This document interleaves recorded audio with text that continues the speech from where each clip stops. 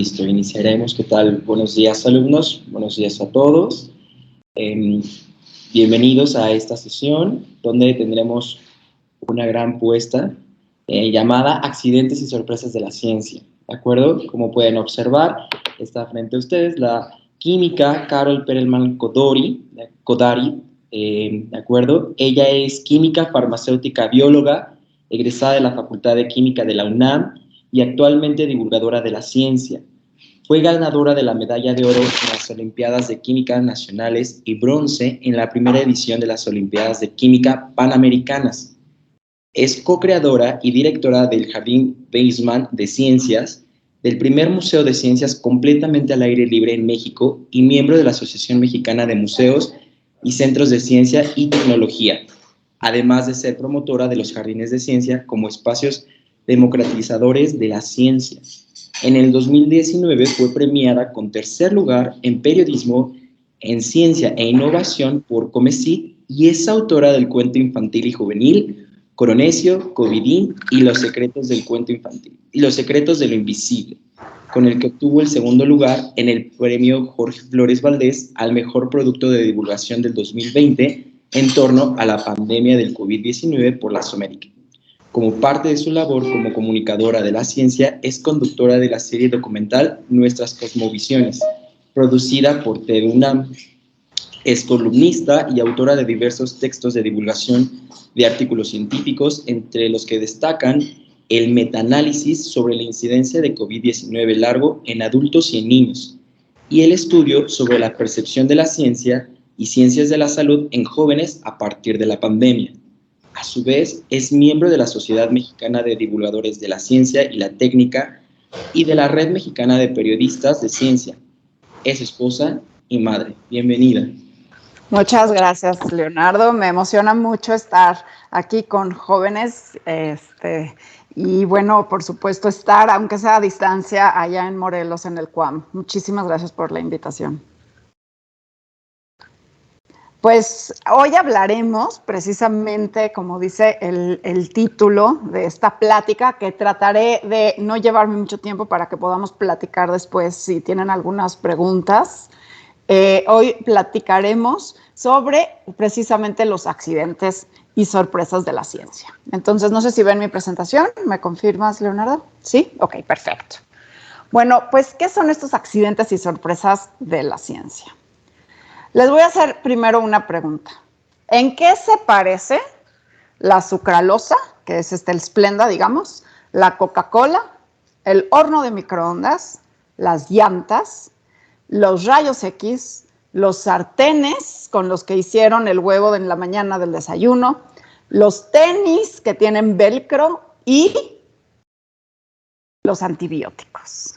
A ver, alguien que pueda abrir su micrófono y me diga en qué se parecen todos estos diferentes objetos que usamos en nuestra vida diaria, ¿no? Yo les aseguro que muchos de ustedes desayunaron y usaron un sartén, llegaron en camión o en coche, en transporte, con llantas al colegio, quizás calentaron algo en su casa, en el microondas. Espero que a esta hora de la mañana no se hayan echado un refresco, pero bueno, acá hay una Coca-Cola. En fin, esto es algo que usamos todos los días. ¿En qué se parecen? ¿Algún voluntario? ¿No? Bueno, ok, entonces seguimos. Bueno, pues en lo que se parecen todos estos objetos es que todos ellos son resultados de errores entre comillas, coincidencias, accidentes y sorpresas. Por un lado, algo no salió como se pensaba, o sea, se tenía una expectativa y de pronto no salió, y ahí el inventor, el científico, el ingeniero que vio eso, en vez de tirarlo a la basura y decir, chin, no me salió y esto ya no me sirve, al contrario, no salió como pensaba y entonces investigó por qué no salió como pensaba. El segundo, Leo, me parece que hay personas esperando. Ok. El segundo es que hubo un conocimiento de parte de este científico, ingeniero, inventor, para reconocer que algo no salió como se pensaba y entonces poderlo explorar.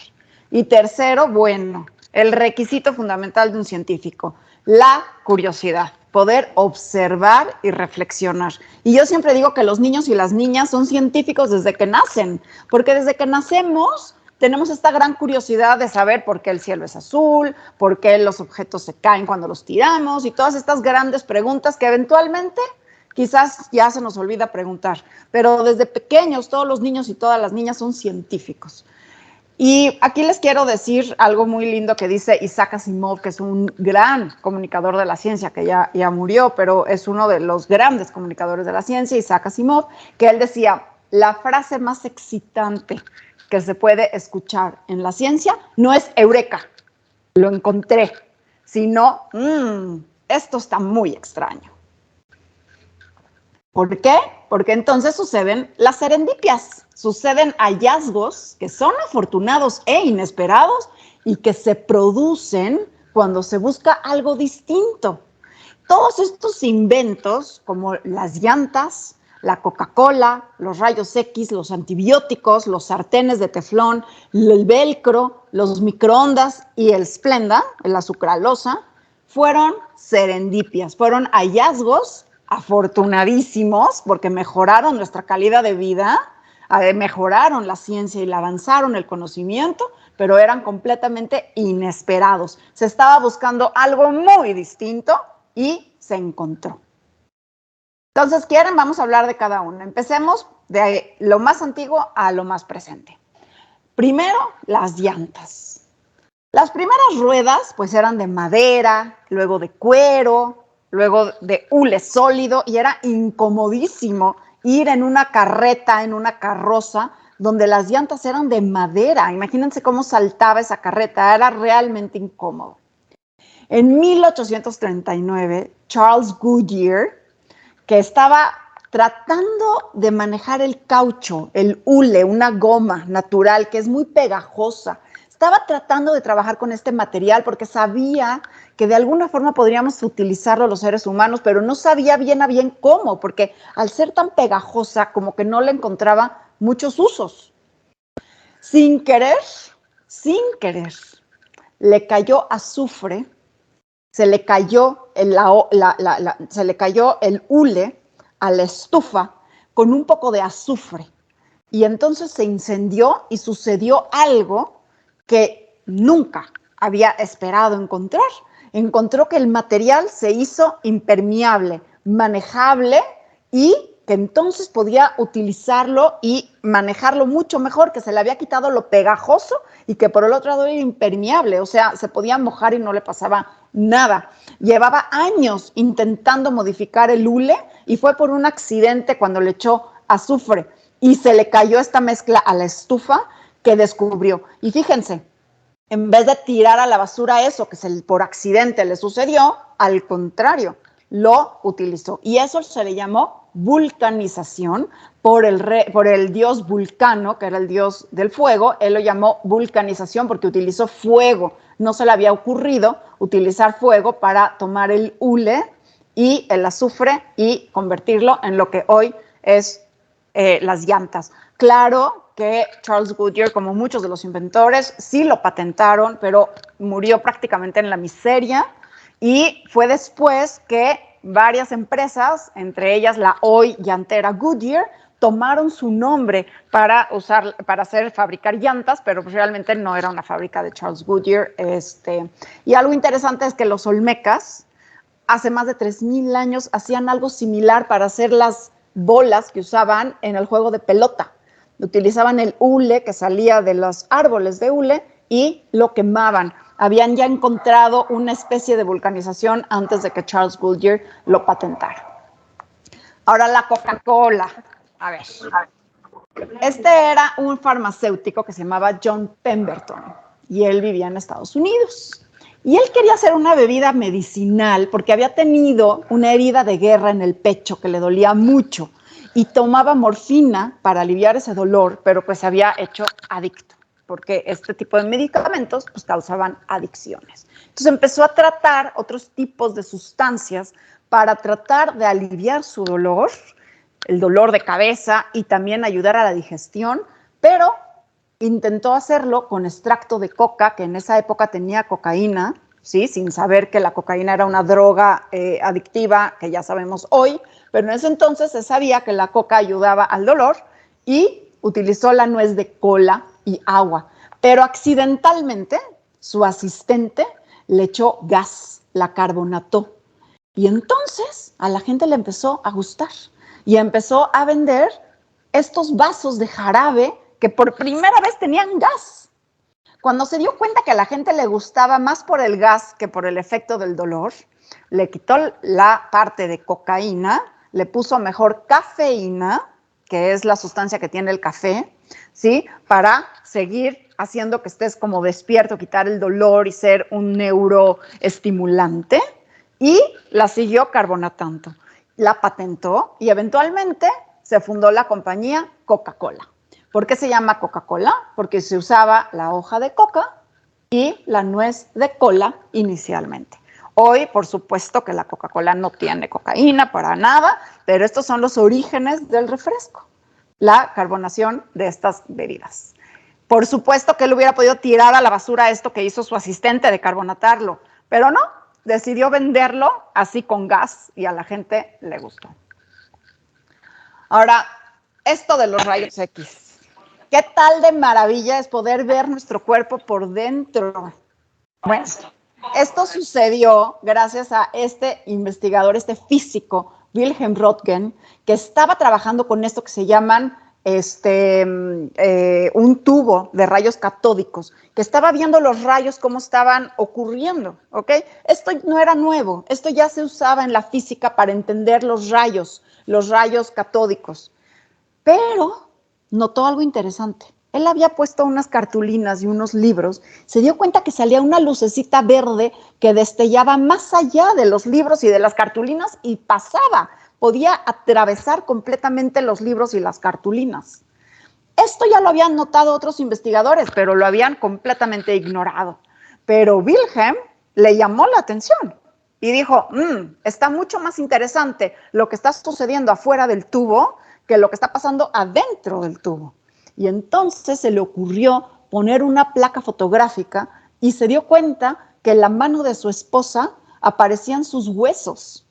Y entonces no sabía, no tenía ni idea lo que estaba sucediendo y a esos rayos les llamó, pues son unos rayos X, porque no sé ni qué son X. Y desde entonces a los rayos X se les llama rayos X. Y a partir de ahí cambió la medicina y él recibió el Premio Nobel de Física por este hallazgo tan interesante. Le hizo más caso a estos destellos raros que salían ahí a la luz, a lo lejos, que lo que estaba sucediendo dentro de los rayos, del tubo de rayos catódicos. Cuando se hablan de accidentes de la ciencia, esta es el ejemplo que todo el mundo les va a contar. Cuando alguien dice, cuéntame un accidente de la ciencia, todo el mundo habla de la penicilina. ¿Por qué? Ahí les va la historia. Alexander Fleming era un microbiólogo, un médico, que estaba en Londres.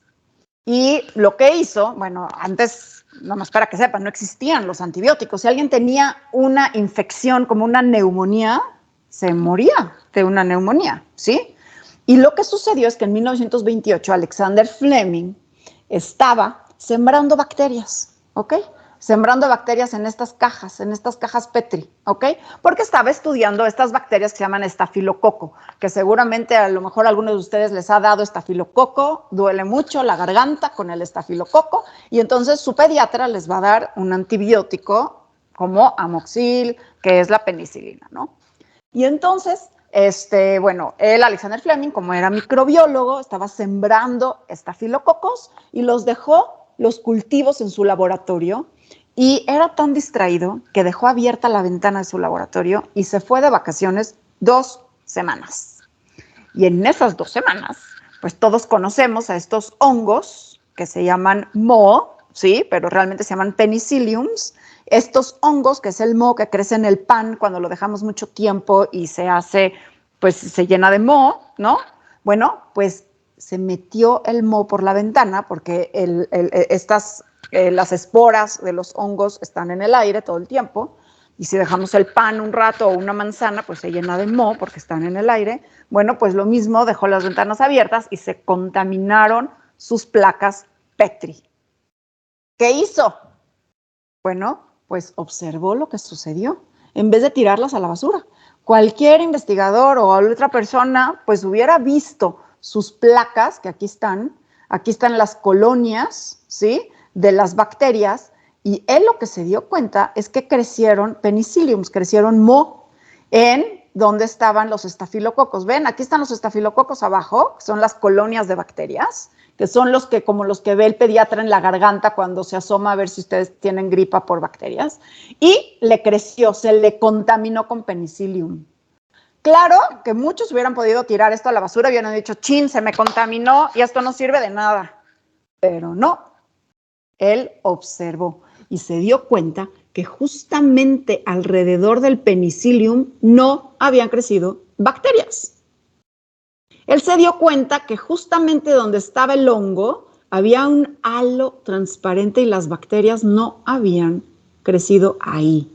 Y dijo, esto está interesante. ¿Por qué? Y entonces aisló esta sustancia, que es una sustancia que los hongos sacan para defenderse de las bacterias. Y entonces dijo, ¿por qué no usamos los seres humanos esta penicilina que sacan el hongo penicillium y lo usamos para defendernos nosotros también de las bacterias? Y así iniciaron los antibióticos. Y a partir de ahí cambió la expectativa de vida. Ya las personas no se morían de cualquier infección, ya podían tomar penicilina, incluso en las guerras, los soldados, si tenían infecciones en las heridas, podían salir adelante, y cambió la expectativa de vida de los seres humanos gracias a que Alexander Fleming no tiró a la basura su caja contaminada. Bueno, y claro que Alexander Fleming ganó el Premio Nobel de Medicina. Bueno, ahora el teflón. Ahí les va. Había un ingeniero químico, Roy Plunkett, que estaba estudiando los refrigerantes, ¿ok? Era ya 1938 y estaban tratando de hacer refrigeradores en una empresa. Y estaba trabajando con unos gases que lo que hacen es refrigerar. Los gases que tienen sus refrigeradores lo que hacen es bajar la temperatura. Y él estaba trabajando con un gas que les voy a decir cómo se llama tetrafluoroetileno, ¿ok? Bueno, pues de pronto, por alguna razón, abrió uno de sus contenedores y en vez de tener gas, tenía un polvo blanco. Algo había pasado ahí. Claro que en vez de tirarlo a la basura, dijo, ¿qué será esto? Y lo que encontró es que el tetrafluoroetileno se había pegado entre sí y había formado unas cadenas muy, muy largas de tetrafluoroetileno que se llama politetrafluoroetileno. Era un polímero, era como un tipo de plástico, digamos, un polímero. Y este polvo blanco era increíble porque no reaccionaba con ninguna sustancia química, era resistente al calor, lo calentabas y no le pasaba nada. Tenía una muy baja fricción, o sea, ponías algo y se resbalaba y nada se le pegaba. Entonces, en vez de estudiar refrigerantes, se puso a estudiar esta nueva sustancia que había encontrado y la patentó, y hasta la NASA empezó a utilizarla para los cohetes y, por supuesto, nosotros para los sartenes. ¿Por qué? Porque el teflón no se le pega nada y tiene estas características que encontró Roy Plunkett sin querer en el fondo de uno de sus contenedores. Ahora, este es un término que les quiero enseñar que se llama la biomimética y es padrísimo. Y de biomimética hay muchísimos ejemplos, pero este es como el más común. Y es como inició el velcro, ¿ok? Y esto sucedió gracias a que en 1941 George de Mestral, que era un ingeniero suizo, se fue de excursión con su perro a los Alpes suizos. Y cuando regresó, se dio cuenta que en su pantalón habían estas semillitas que nosotros le llamamos pica pica, ¿sí? Estaban pegadas a su pantalón y al pelo de su perro. Y como muchos de nosotros hacemos cuando regresamos del campo, en vez de nada más quitarnos el pica pica de los pantalones y del pelo del perro y ya, él se puso a analizar por qué el pica pica se había quedado adherido, porque dijo, esto puede ser muy interesante para los nuevos materiales. Y 8 años después sacó una patente del velcro inspirado en los ganchos que tienen estas semillas para adherirse y hacer otras plantas. Las semillas de esta planta tienen estos ganchos precisamente para poderse propagar, ¿no? Para poder crear más plantas. Es su forma de reproducción, las semillas. Pero nosotros nos inspiramos en este gancho para hacer el velcro, que se usa, claro, en naves espaciales, en los trajes de los astronautas, etcétera. El velcro es muy usado en la industria, pero también en nuestras ropas y en nuestros tenis. Y esto se llama biomimética, que es inspirarnos en cómo la naturaleza ha solucionado ciertos problemas para copiarlo nosotros y utilizarlo en nuestra vida diaria. Y hay muchos ejemplos de biomimética, que es, mimética quiere decir imitar, de cómo imitamos a la naturaleza para resolver muchos de nuestros problemas, y el velcro es uno de los ejemplos más importantes. Bueno, el microondas. ¿Quién no usa el microondas? Este gran invento. ¿Cómo surge este invento?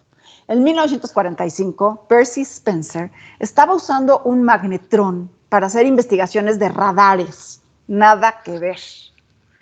Los radares, estaba con los magnetrones, que esto es un magnetrón pequeño que libera ciertas ondas, y estas ondas en forma de radiación produce señales de radio, y lo estaba usando para mejorar los radares.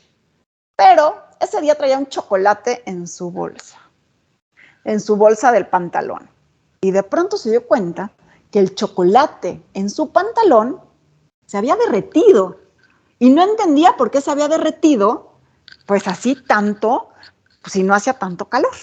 Entonces pensó que a lo mejor el magnetrón estaba sacando una especie de calor. Se le ocurrió poner semillitas de maíz, y no se hicieron palomitas, pero sí se hincharon. Luego puso un huevo de gallina, y el huevo explotó, y dijo, esto está muy interesante. Puso una caja de metal para acumular el calor que salía precisamente del magnetrón, que es lo que todos nuestros microondas tienen, un magnetrón, y se dio cuenta que el calor se acumulaba, se concentraba la radiación y podía calentar su lunch, su comida. Y así surgen los microondas. Claro que los primeros microondas eran unas cosas espantosamente grandes y caras, y con el tiempo, bueno, pues ya se han hecho uno de los electrodomésticos que más utilizamos, el microondas. Y todo porque se le derritió su barra de chocolate a Percy Spencer, y en vez de tirarla a la basura o congelarla y seguir su día investigando radares, mejor se puso a investigar por qué el chocolate se había derretido. Y bueno, este es de mis favoritos. Ahí les va. Un error lingüístico. En esa época, bueno, siempre se han endulzado los alimentos con azúcar, con miel, pero por ejemplo las personas diabéticas requieren otros edulcorantes que tengan el sabor a azúcar, pero que no les aumente su nivel de glucosa en sangre. Y lo que sucedió en 1976 en Londres es que esta estudiante, que se llama Shashkiant Fadnis, casi no hablaba inglés. Y él era un químico y estaba estudiando química, y él estaba en una clase tratando de sintetizar azúcares nuevos, le metían cloro, le metían flúor, cambiaban la estructura de los azúcares. Y la maestra les dijo, test it, en inglés test it, ¿ok? Test it. Claro que la maestra a lo que se refería es que hagan la prueba, ¿sí? Que hagan el experimento químico. Y él, que no entendía muy bien el inglés, cuando le dijeron test it, pensó que era pruébenla.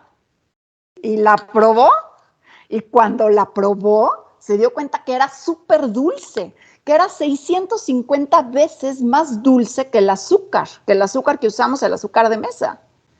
Y que además, luego ya se puso a estudiar, que no se metabolizaba por el cuerpo, entonces no daba calorías, y por eso se usa el Splenda para la gente que no quiere calorías en sus dietas. Y entonces, bueno, ya haciendo el análisis del azúcar, este edulcorante, el Splenda, que se llama realmente en química sucralosa, su poder edulcorante es de 385, que como les digo es muchísimo más dulce que el azúcar. Se aprobó para ser comestible en Canadá en 1991, en Australia en 1993, por la FDA en Estados Unidos en 1998, y es uno de los edulcorantes que más se venden en el mundo. Y lo encontró por casualidad este estudiante, que en vez de hacer la prueba química, la probó con su boca. Por suerte no era tóxica, no le pasó nada y al contrario, se puso a investigar junto con su profesora por qué era tan dulce eso que habían encontrado. Y bueno, como vemos, estas serendipias, estos hallazgos dependen de la observación, porque como dijo el gran Louis Pasteur, que es uno de los inventores de las vacunas, en la observación, la suerte favorece a una mente preparada, porque no nada más es tener la suerte de ver el fenómeno, sino que hay que tener la mente estudiada para poderlo analizar. Y el mejor ejemplo es lo que le pasó a Newton. Newton estaba sentado debajo de un árbol, estaba durante la pandemia de cólera en Londres y entonces no podía tomar clases, se fue a su casa de campo y estando en su casa de campo esperando que pueda retornar a clases, como nos pasó con COVID-19, a él le pasó con la epidemia de cólera en Londres. Pues él estaba en su casa de campo sentado debajo de un árbol y según la historia le cayó una manzana. Esa no fue la primera manzana que se cayó de un árbol. Por miles y miles de años se han caído manzanas de los árboles. ¿Cuál fue la diferencia? La mente preparada de Newton. Entonces, en la observación, la suerte favorece a la mente preparada. Y por eso tan importante todo lo que están estudiando ustedes, para tener estas mentes preparadas y poder tener una observación preparada, que es la oportunidad de ver estos fenómenos de ¿por qué sucedió esto? Y el conocimiento para poderlo interpretar. Y entonces, reaprender y repensar, porque la ciencia no es ya por hecho. Lo que sabemos de ciencia no es lo que ya existe. Hay mucho más por reaprender y mucho más por repensar. Y bueno, en torno a la pandemia, que he estado trabajando mucho durante la pandemia, hay algunas coronadipias. Yo las llamo coronadipias y no serendipias porque pues, se dan en torno al coronavirus. Por ejemplo, este doctor, el doctor Li Wenliang, fue el primer médico en sonar la alarma en China, cuando los chinos todavía querían tapar lo que estaba sucediendo, y dijo, este es un virus no conocido.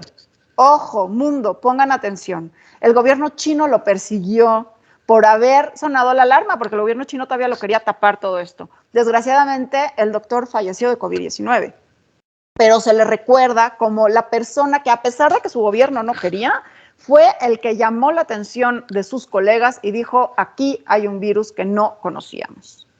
Luego, por ejemplo, una gran coronadipia bien importante es lo rápido que nos dimos cuenta que el contagio era de persona a persona. Y esto se supo porque una familia que estaba en Wuhan viajó a otra ciudad y de pronto a los 3 días alguien que no había viajado a Wuhan ya tenía COVID.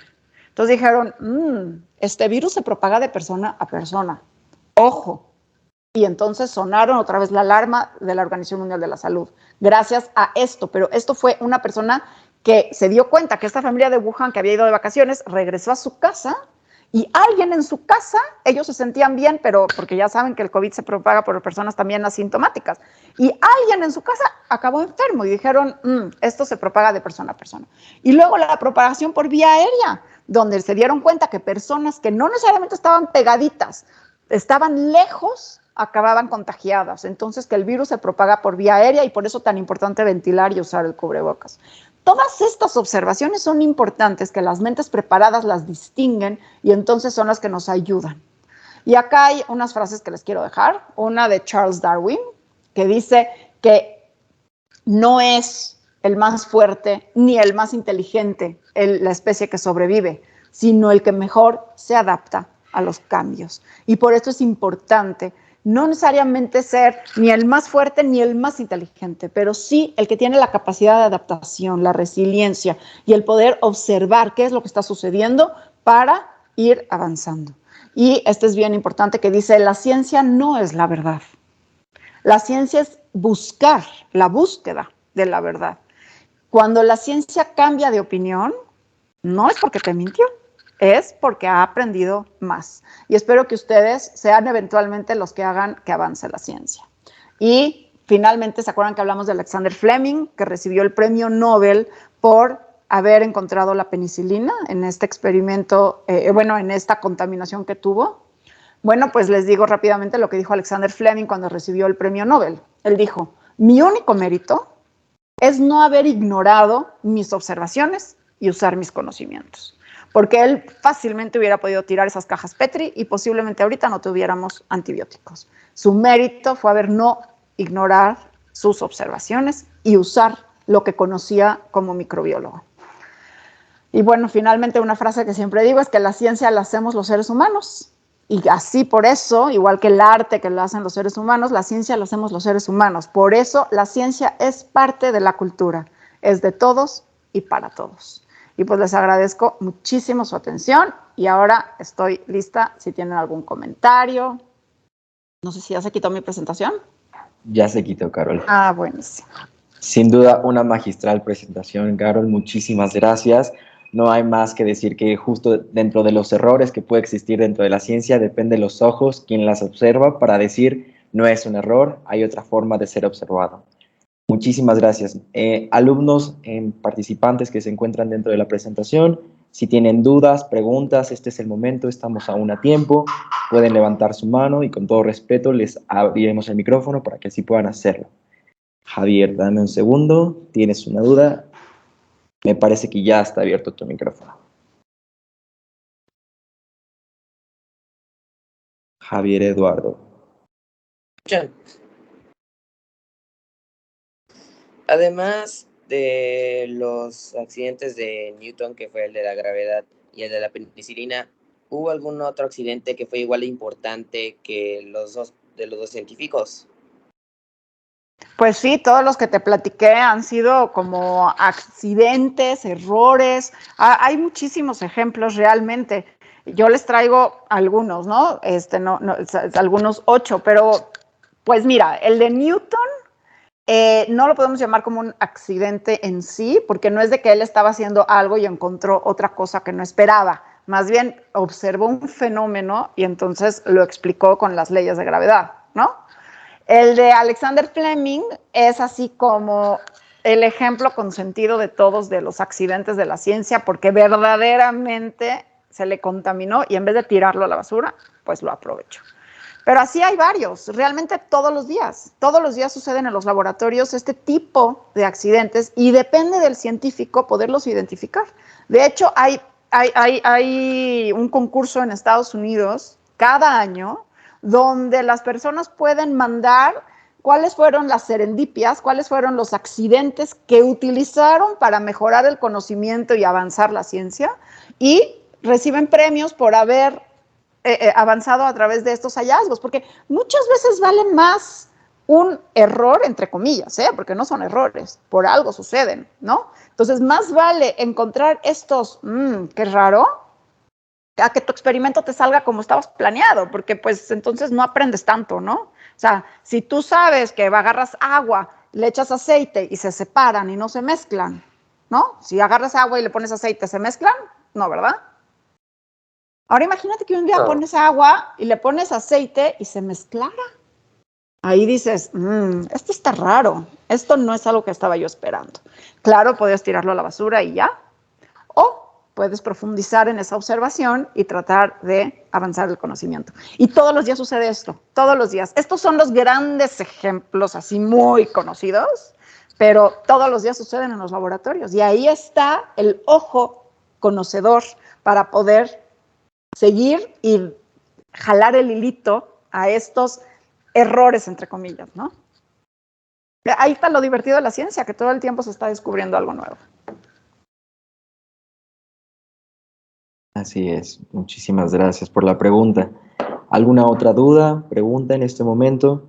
Pero realmente todos, o sea, todos, o sea, la brújula, todos los inventos, la imprenta, muchos han salido pues de darse cuenta qué sucede cuando hago A o B. Y por eso empecé diciendo, los niños y las niñas son científicos desde que nacen. Yo les apuesto que han hecho 100,000 experimentos. Vean un bebé de 2 años, tira los objetos para ver si los sigue tirando, se siguen cayendo. Sí, si tienen un primito por ahí o un hermanito de 2 años, están sentados en su sillita y se la pasan tirando todo. Y no es por molestar a la mamá, es por ver si realmente siempre que tiran, abren su mano y sueltan el lápiz, la goma, el cochecito, la muñequita, se sigue cayendo. Eso es un experimento.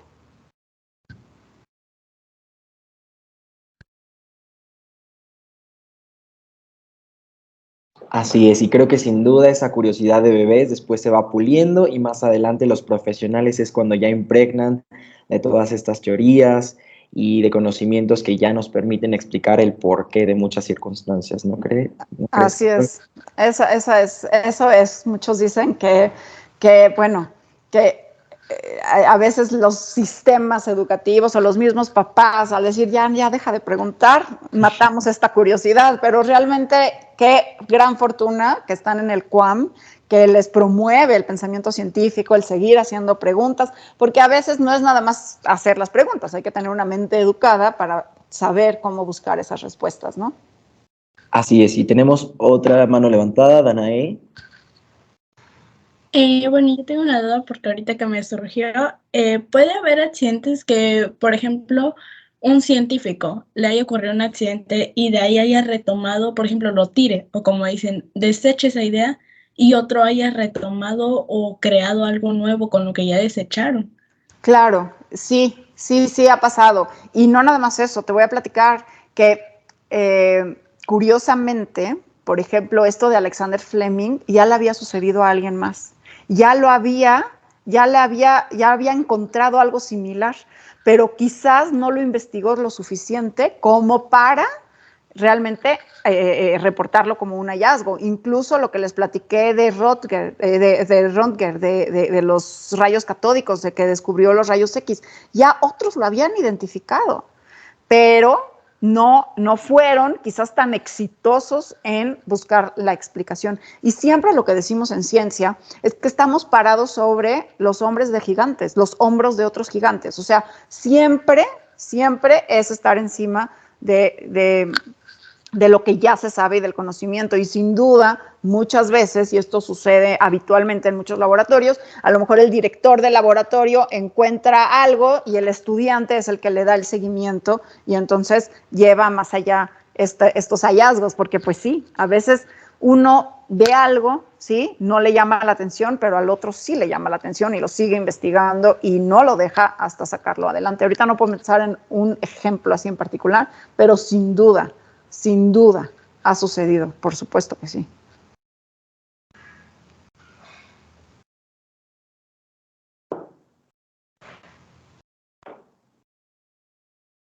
Ok, gracias. Es más, te voy a decir algo. El ejemplo que conté de la sucralosa, que la maestra dijo taste it, y el estudiante que no hablaba muy bien inglés, en vez de hacer la prueba, lo probó realmente y le pareció dulce. La profesora luego se arrepintió que ella no le dio seguimiento a eso. Fue el estudiante que le dio seguimiento a eso, ¿sí me entiendes? Imagínate si la profesora le hubiera dicho, vamos a seguir analizando, se acaba la clase, todos a enfocarnos a ver por qué está dulce y mejor vamos a hacer esto. No, yo creo que lo regañó y le dijo, ay, no, nunca dije que lo probaras, espero que no te intoxiques, ¿no? Y en vez de darle seguimiento, ¿sí? Entonces, por supuesto.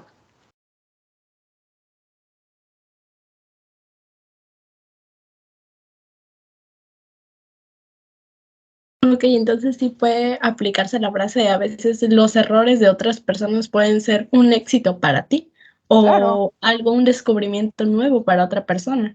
Claro, porque también todo depende de los ojos que lo miran, como bien dijo Leonardo, ¿no? O sea, los ojos que ven el mismo fenómeno, regresamos a la manzana de Newton.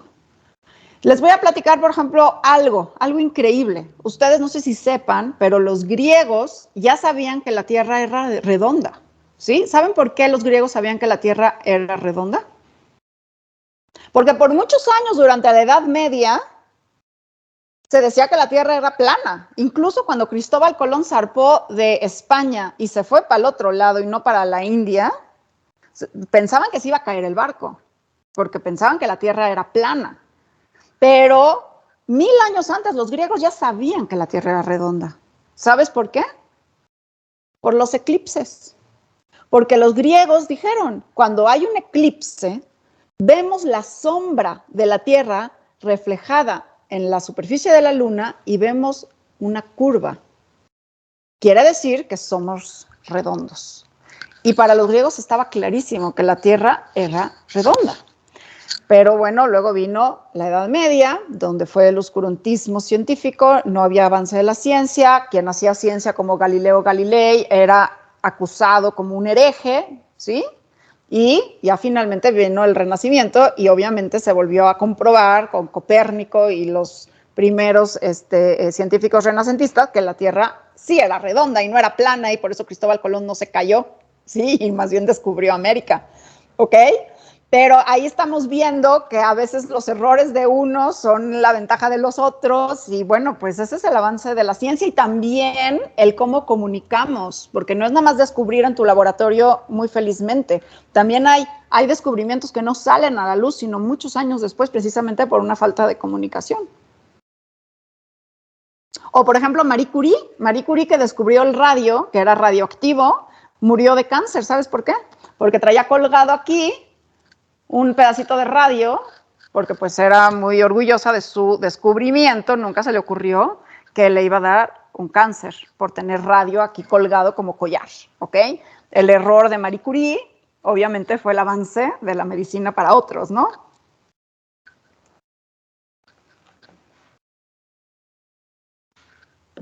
Claro, nos quedan 4 minutos, no sé si por alguien más tiene alguna duda, pregunta. Estamos muy a tiempo de una última. Ian, adelante, por favor. Gracias. Bueno, han existido así, pues, accidentes catastróficos que han puesto en peligro a la humanidad. Sí, claro que han habido peligros. ¿Planeta? Sí, bueno, al planeta así no. Pero mira, por ejemplo, Ian, te voy a contar una historia. Tú has oído de los premios Nobel, ¿no? Los premios Nobel los fundó Alfred Nobel. Alfred Nobel, ¿mandé?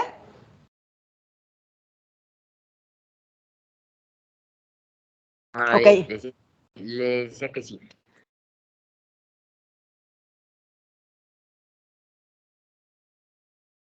Ah, que sí. Ok, perdón, Ian, es que casi no te escuché.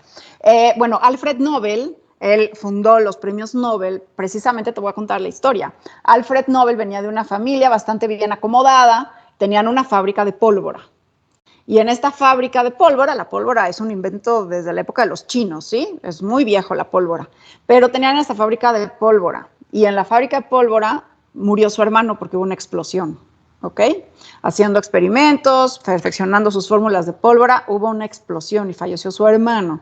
Y eso hizo que Alfred Nobel buscara una forma de hacer que sea menos explosiva, que sean más controladas las explosiones de la pólvora, y le agregó trinitroglicerina, y es el TNT, ¿sí? Él hizo la dinamita, ¿ok?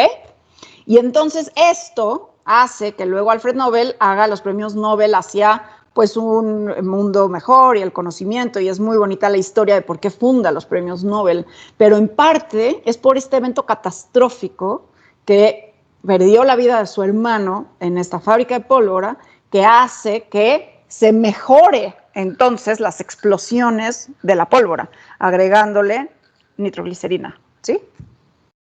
Entonces ahí puedes ver cómo avanzó la ciencia gracias a una catástrofe.